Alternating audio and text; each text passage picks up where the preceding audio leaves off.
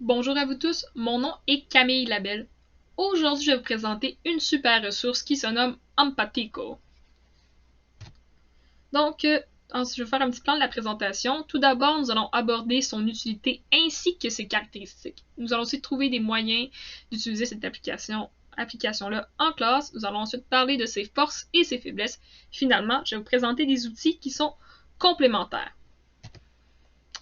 Donc, tout d'abord, je vais vous expliquer la raison pour laquelle j'ai choisi une telle application. Comme vous le savez, présentement, c'est la COVID et ça entraîne de nombreuses conséquences, comme celle de ne plus voyager.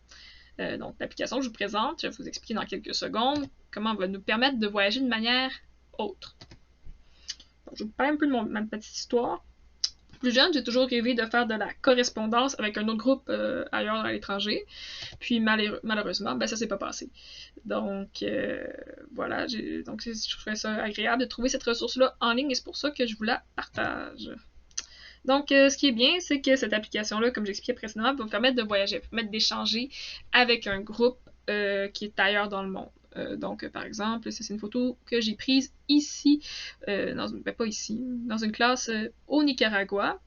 Puis ça va permettre, par exemple, aux élèves aussi de voyager sans voyager, dans le sens où ils ne prendront pas l'avion pour se rendre à cette classe-là, ils vont avoir une caméra, puis ils vont pouvoir analyser ce qui se passe, comme ils vont pouvoir analyser les différences, comme par exemple, on peut regarder ici, là, ça ressemble pas vraiment à une classe de l'UQAM, ça va être des échanges qui vont être riches de sens, puis on pourra aussi découvrir leur ressemblance.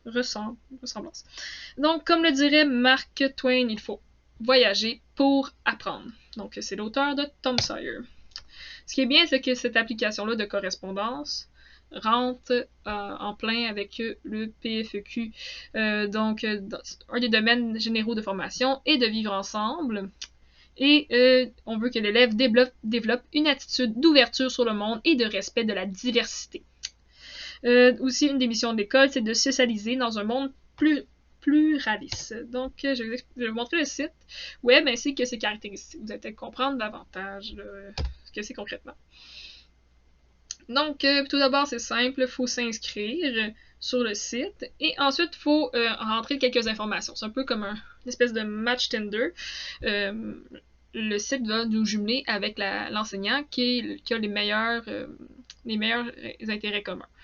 Donc, par la suite, après qu'on ait trouvé notre partenaire idéal, nous allons pouvoir converser avec l'enseignant. On va aussi pouvoir lui partager des photos ainsi que des vidéos. Et nous allons aussi pouvoir planifier une séance pour échanger. Donc, la classe va être filmée, l'autre classe va être filmée. Donc, ce qui est génial aussi, c'est que mais Empatico prend en considération notre fuseau horaire.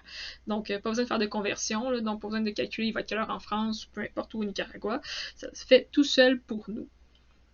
Ce que j'oubliais, c'est que le site, malheureusement, est en anglais. Donc, c'est une de ses faiblesses. Donc, aussi, ce qui est bien, c'est que le site propose des activités qui sont bien faites. Donc, par exemple, je vais présenter celle-là ici. Ça s'appelle I Can Ended. Donc, en ces temps difficiles, donc c'est un échange où les étudiants vont pouvoir partager les pratiques qu'ils ont rendues plus forts au courant des dernières années. Donc, on pourrait échanger avec l'autre classe dans un autre pays. Puis, les étudiants aussi, là, si vous enseignez les arts plastiques, ça peut être un projet intéressant. Ils vous fournissent un projet qui est basé sur l'espoir, qui va être en lien avec l'échange que vous allez avoir eu précédemment avec l'autre classe. Donc, je vais juste continuer ici. Ce qui est bien, c'est qu'il y a même des ressources aussi pour les enseignants. Donc, il y a des ressources comme par exemple sur comment développer la pensée critique. Donc, ça enseigne directement aux enseignants comment développer leur pensée critique. Donc, par l'entremise d'exercices et tout ça. Donc, c'est vraiment un site qui est bien fait. Puis ça va plus loin un peu que le concept du simple échange virtuel entre deux classes. Donc, continuons la présentation. Ensuite, voici d'autres activités possibles que vous pouvez faire grâce à cette application-là. Donc, vous allez pouvoir faire aussi, par exemple, une recherche en français sur le pays que vous avez choisi. Donc, je sais pas, c'est moi, si vous parler avec des jeunes au Mexique, vous allez pouvoir faire une recherche sur ce pays-là. Ça peut être aussi un point d'amorce sur une discussion en éthique sur le bonheur ou sur les différences. Aussi, dans le cadre, par exemple, du cours d'anglais, les enfants pourraient créer des questions là-bas. Puis les jeunes aussi pourraient créer une maquette dans le cadre de leur cours d'histoire. Une maquette sur le pays choisi. Donc, les forces de cette TIC, c'est interdisciplinaire, comme j'expliquais précédemment, ça rentre en lien aussi avec le PFEQ. Les échanges, ce sont des échanges qui vont faire du sens, puis dont les jeunes vont se rappeler possiblement. Le site est gratuit, comme j'expliquais précédemment, on a accès à de multiples activités et à des ressources enseignantes. Puis ça permet aussi un match parfait sans démarche obscure, donc on n'a pas besoin d'aller sur les médias sociaux pour trouver une classe avec laquelle faire un échange. Cela dit, il y a quelques faiblesses. Le site est en anglais, ou les échanges se font seulement en anglais ou en espagnol. L'âge est limité à 5 à 14 ans, et le site est non exhaustif. Donc, c'est ça. Donc, il n'est pas complet, selon moi, à 100%. C'est pour ça que je vous propose des pistes de solutions. Donc, on va explorer des outils complémentaires qui pourraient vous aider à aller plus loin. Donc, tout d'abord, il y a Correspondance scolaire, qui est un site qui est en français. Donc, ce qui est bien, c'est le même principe qu'Empatico, sauf que c'est en français.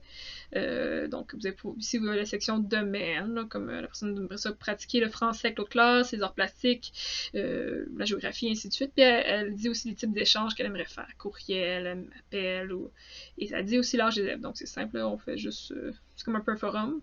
Donc, on a juste à s'inscrire et on peut communiquer avec les gens qui nous intéressent. Donc, voici la première ressource qui peut être intéressante, là. Ensuite, la seconde, que vous connaissez possiblement déjà, c'est Google Maps. Donc, ça peut être vraiment un bel outil pour travailler en complément avec Empatico. Donc, par exemple, je sais pas moi, je vais vous montrer mes adresses, pardonnez-moi. Donc, ici, par exemple, j'ai la classe au Mexique, secondary ici.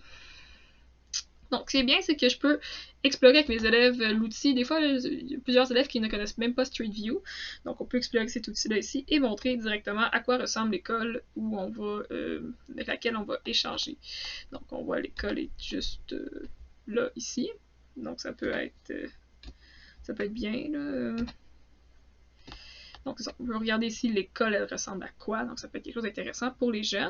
Puis, on peut même pousser le concept plus loin et découvrir, par exemple, certaines reliques importantes au Mexique, là, comme Tulum. Donc, on pourrait juste... Donc, je vais mettre mon... Juste là, ici. On arrive pile sur les ruines. Donc, on peut explorer avec les jeunes des vestiges comme les ruines de Tulum.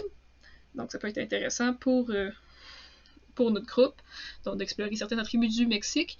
Et on pourrait même créer une carte aussi de notre côté. Là, j'ai pris l'outil adresse au lieu de carte, donc carte c'est plus poussé, mais j'ai juste pris ici une liste. Donc on pourrait créer une liste par exemple pour Montréal, avec les jeunes pourraient créer ça avec des endroits importants, puis ils pourraient la présenter, cette liste-là, sous forme d'un oral à la classe d'un autre pays. Puis dans le meilleur des mondes, donc c'est un échange qui se fait à New York, on pourrait faire un vrai échange dans la vraie vie et ces adresses-là pourraient être montrées par les jeunes sous forme d'exposé oral aux New-Yorkais qui viendraient visiter la ville. Donc, je vous remercie d'avoir pris le temps de m'écouter. Je vous souhaite une agréable journée. Bonne journée.